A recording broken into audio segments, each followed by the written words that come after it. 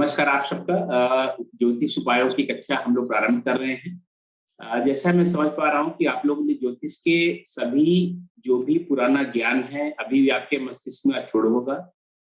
ग्रहों के बारे में, भावों के बारे में, राशियों के बारे में और भी जो कुछ तमाम चीजें आपको पढ़ाई गई थी।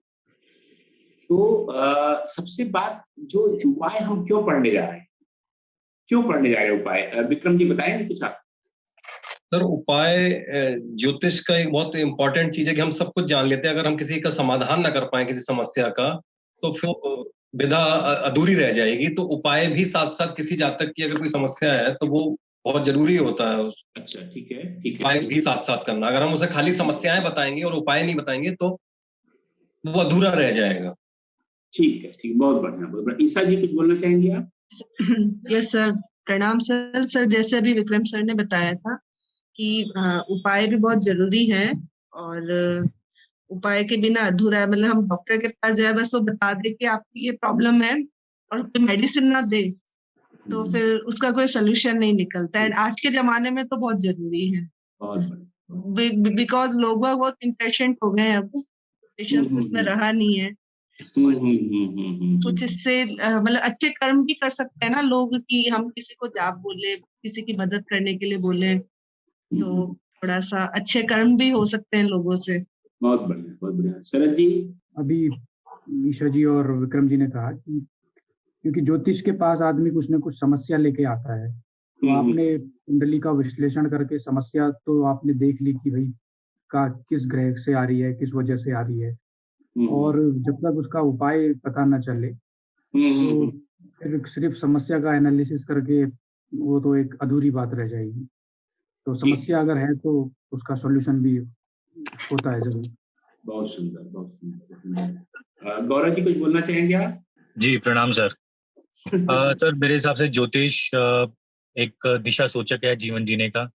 हर इंसान अभी आज की जो भागदौड़ है हमें हम लोग बहुत कुछ पीछे छोड़ आए हैं, जिसकी वजह से लाइफ में कुछ कुछ समस्याएं आती, जिसकी वजह से कोई इंसान ज्योतिष के पास जाता है। और ज्योतिष में अगर हम उपाय, बहुत तरह के उपाय होते हैं, और अगर हम जो आध्यात्मिक उपाय हैं अगर उन पे ज्यादा जोर दें तो इंसान को एक सही दिशा मिलती है जिंदगी जीने की, और लाइफ के बारे में वो कुछ गहन और डीप सोच पाता है। और साथ में एक आशा की किरण भी होती है कि एक मानसिक तौर से भी कि किसी को एक उपाय बता दिया जाए तो उस पर एक सपोर्ट मिल जाता है कि हाँ अगर मैं उपाय करता हूँ तो मेरे को लाइफ में यहाँ से इम्प्रूवमेंट होगा।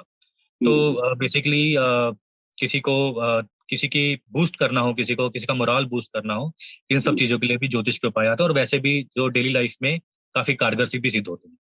ठीक है, तो बहुत आप लोग के जो बातचीत से बहुत अच्छा एक निष्कर्ष निकला हम लोग का कि बिना उपाय के ज्योतिष की कोई महत्ता नहीं है, क्योंकि आपको समस्या मालूम हो गई कि आगे क्या होने वाला है। ज्योतिषी जी ने कुंडली देखी, अच्छे से विवेचन किया, उन्होंने बताया कि इस समय एक घटना होने वाली है या एक घटना होने की संभावना है, उन्होंने पूरा अच्छी तरह से बता दिया। आपको हुआ क्या जो है कि आपने अच्छी बात बताई तो अच्छी बात हो गई, लेकिन अगर आपने बुरी बात बताई तो आपने क्या किया, उसकी समस्या को बढ़ा दिया।